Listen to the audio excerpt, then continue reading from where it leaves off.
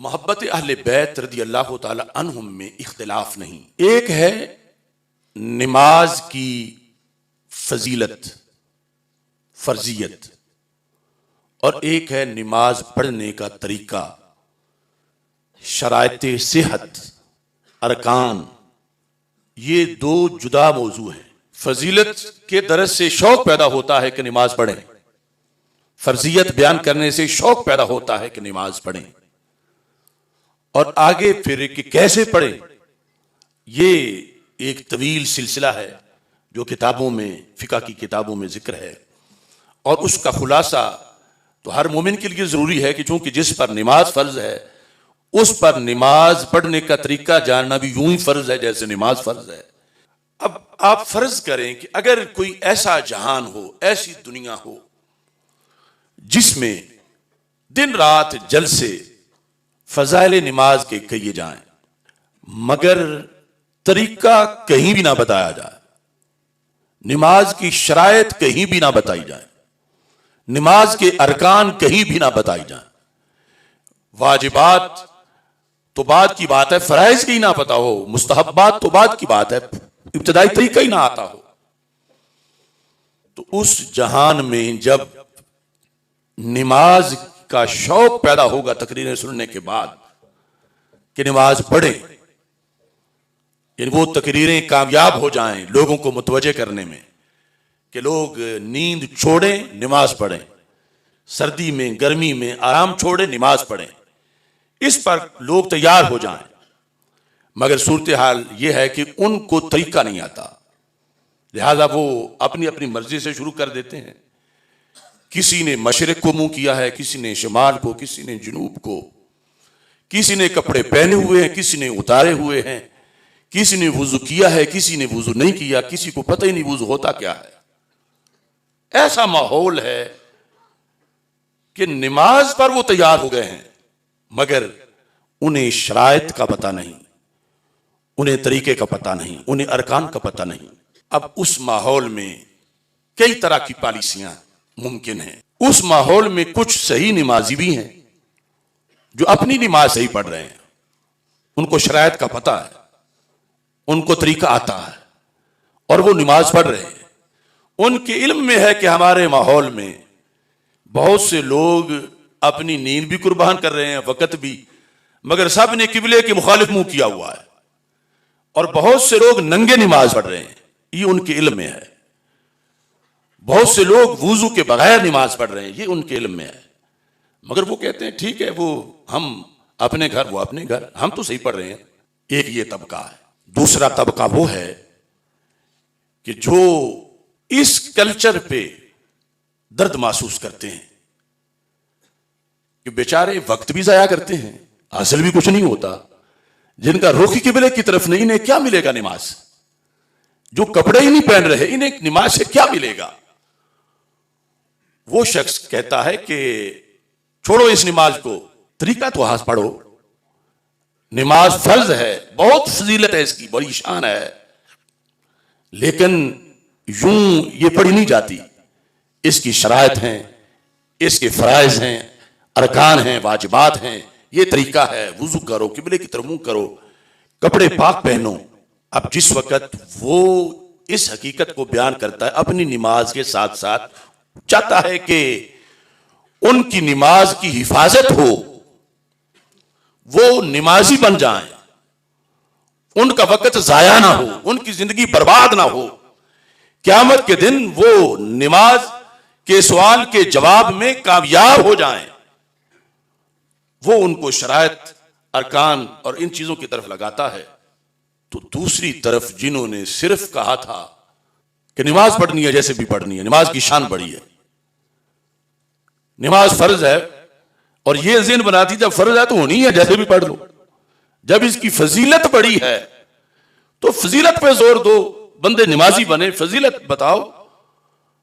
उन्होंने उस शख्स के खिलाफ जो उनको तरीका बताता है, फजीलत के साथ शर्तें भी बताता है, अरकान भी बताता है, वाजिबात भी, मुस्तहब्बात भी, औला भी, उसी के खिलाफ ही प्रोपेगेंडा शुरू कर दिया कि इसे तुम्हारी नमाज से बड़ा मरोड़ है, इसकी बात सुनो।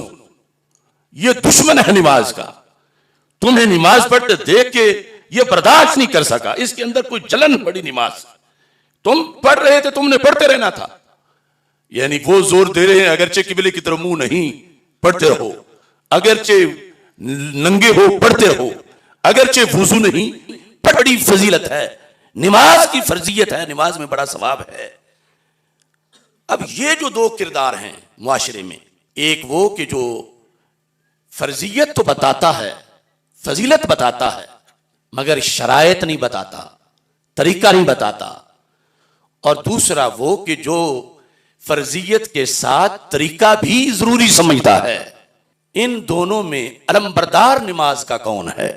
क्या वो अलमबरदार है कि जो सिर्फ फर्जियत बताता है और कहता नंगे भी पढ़ लो, या वो कि जो फर्जियत के साथ उनको तरीका भी बताता है? तो मेरे भाइयों, फराइज जो एतकादी हैं उनमें से एक फर्ज है मोहब्बत अहले बैत रज़ी अल्लाह तआला अन्हु। एक फरीजा है, इसकी बड़ी फजीलत है। हमारे माहौल में इस चीज को सर्वे करने की जरूरत है कि साल में कितने जलसे हैं जिनमें मोहब्बत अहले बैत की फर्जियत की शर्तें भी बताई जाती हैं, और ये फर्ज अदा कैसे होता है, सेहत अदायगी क्या तरीका कहां बताया जाता है। ऐसे ही कोई ऐसा माहौल हो कि जहां फर्जियत मोहब्बत सहाबा रज़ी अल्लाह तआला अन्हुम की फजीलत तो बताई जाए मगर तरीका ना बताया जाए, तो वहां उस फर्ज की जो अदायगी करने के लिए उठ बैठेगा उस बेचारे का भी टाइम जाया होगा कि उसे फजीलत तो बताई गई मगर तरीका नहीं बताया गया, शरायत नहीं बताई गई। तो आज हम जिस मुआशरे में जिंदा हैं, आप इर्द गिर्द देख लें, साल के जलसों के मौजूआत देख लें, खुतबा के खुतबों के मौजूआत देख लें, इल्ला माशा अल्लाह। जाहिर है कि कुछ लोग तो जरूर बयान करते हैं, लेकिन कितने लोग हैं कि जिन्होंने इस फर्ज की शरायत को कभी बयान किया हो? जब शरायत बयान नहीं होंगी तो फिर क्या है कि जो लोग तकरीरें सुनेंगे फजीलत मोहब्बत अहले बैत की या फर्जियत की, ये बड़ी लाजिम है, इसके बगैर माशर को पास नहीं हो सकते, तो वो इख्तियार तो करेंगे, मगर इख्तियार करने के बाद जब उन्हें पता नहीं होगा कि इसकी कुल शर्तें कितनी है और मैं कितनी पूरी कर रहा हूं, तो उसका नतीजा ये होगा कि जैसे वो शख्स जो रात बिस्तर से तो निकल आया था मगर वुजू नहीं किया था, या किबले की तरफ मुंह नहीं किया था, या कपड़े उतार के पड़ रहा था, उसके बारे में अगर तुम ये तसव्वुर करो या वो करे कि मुझे कोई फायदा होगा, तो ये सिवाय दीवानगी के कुछ नहीं होगा। फायदा तब होगा कि जब शरायत के मुताबिक वो नमाज पढ़ी जाएगी। और ये जो शरायत बताने वाले लोग हैं, असल में इनके दिल में दर्द है नमाज का। ये चाहते हैं कि नमाज जाया ना हो, ये चाहते हैं कि नमाज सारे पढ़ें और वो अल्लाह के यहां कबूल हो। कि फरीजा तो मोहब्बत अहले बैत का बताया जाता है मगर इसकी शर्तें नहीं बताई जाती, जिसके नतीजे में बहुत से लोग, यानी जिसको वो समझ रहे हैं कि वो मोहब्बत अहले बैत कर रहे हैं, वो नतीजतन बिल्कुल महरूम है। और इस सिलसिले में हमारा कसूर सिर्फ इतना ही है जितना उस बंदे का है कि जिसको ये धड़ाधड़ नजर आ रहा हो। एक तो वो है ना कि जिसको नजर ही नहीं आता, उसकी आंखें नहीं, वो नाबीना है, जिसको इदराक नहीं हकीकत का, उसे पता ही नहीं, वो तो बेचारा नाबीना है। लेकिन जिसे पता है और ये चुप करके कहता है मैं तो पढ़ रहा हूं ना, बाकी सारे अगर मुखालिफ सिमत में है तो ये रखे, मुझे क्या है, उन लोगों से भी क़यामत के दिन मुआखजा होगा कि तुम्हारे सामने सब गर्क होते रहे, वीरान होते रहे, और तुमने सिर्फ अपना मुसल्ला देखा, तुमने माहौल को नहीं देखा। अब दुनिया के अंदर हो सकता है कि जिस ने देखा कि लोग गलती कर रहे हैं, बिल्कुल फजूल है इनका ये सब एक्शन, क्योंकि लिबास ही सही नहीं, रुख ही सीधा नहीं, वुजू नहीं किया हुआ, मगर वो कहता अगर इनको छेड़ूंगा तो ये मुझे मारेंगे, अगर कहूंगा कि तुम गलती कर रहे हो, ये मुझे गलत कहेंगे। अगर मैं इनको कहता हूं कि तुम्हारा वक्त जाया हो रहा है, तो जिन्होंने इस डगर पे चलाया है वो मेरे खिलाफ हो जाएंगे। तो मैं क्यों किसी की अदावत, किसी की तरफ से दुश्मनी और किसी की तरफ से मुखालफत को अपने लिए बनाऊं। मैं अपना मुसल्ला जो है उसके लिहाज से मैं जिम्मेदार हूं, जो कुछ कोई करता फिरे।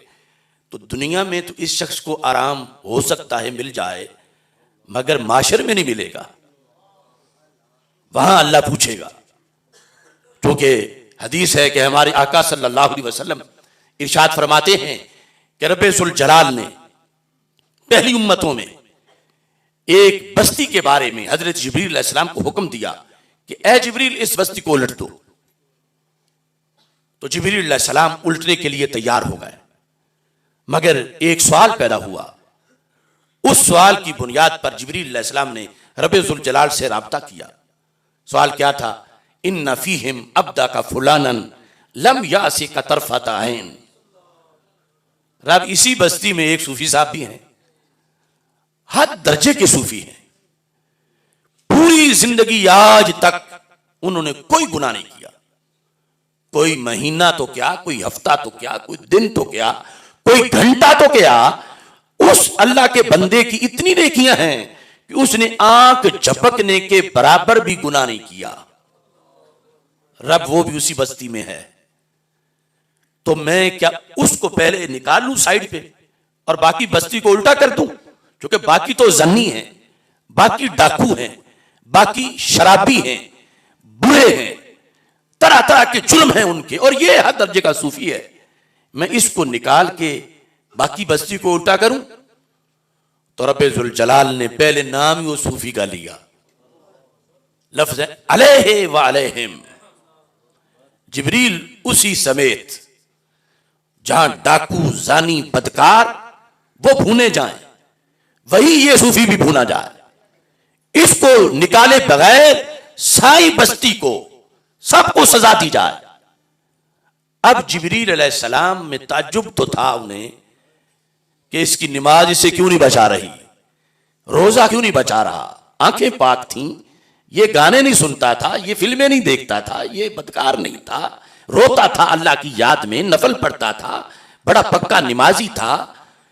अब अल्लाह फरमा रहा है, अब तो पूछ भी नहीं सकता। तो रब्बे जुल जलाल ने जिब्रील अलैहिस्सलाम के ताज्जुब पर खुद ही अगला जुमला इरशाद फरमा दिया, फिर जिब्रील ये नहीं बच सकता, इसकी हाजिरी नहीं लगेगी। क्यों?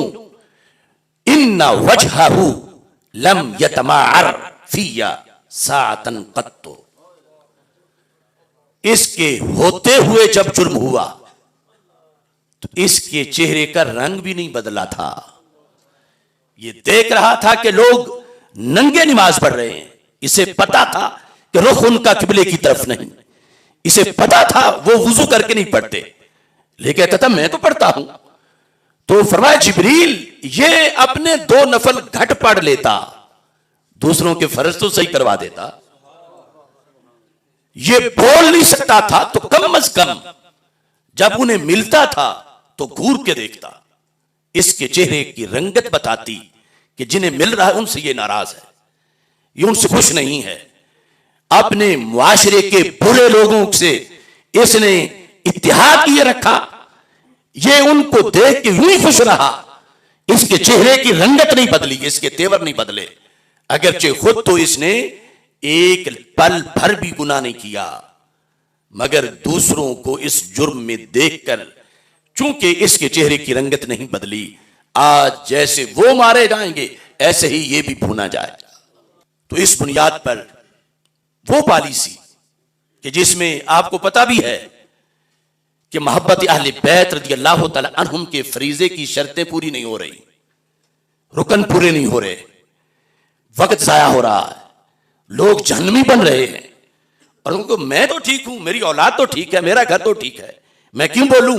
अगर बोला तो इसकी तरफ से रद्दी अमल आएगा, इसके बड़ों की तरफ रद्दी अमल आएगा, और कम अज कम ये ताना तो मिलेगा मुझे कि ये दुश्मन नमाज है, ये नमाज पढ़तों को कह रहा है कि पहले इधर आओ मेरी बात सुनो। इसको ये ताना खाता है कि मुझे लोग दुश्मन नमाज कहें, ये मैं नहीं बर्दाश्त कर सकता, ये या जो कुछ जाते हैं जहन्नम में जाएं, मैं सिर्फ अपनी नमाज की तरफ देखूंगा। तो उसे तो जिब्रील अलैहिस्सलाम के उन लफ्ज़ों की तरफ देखना चाहिए।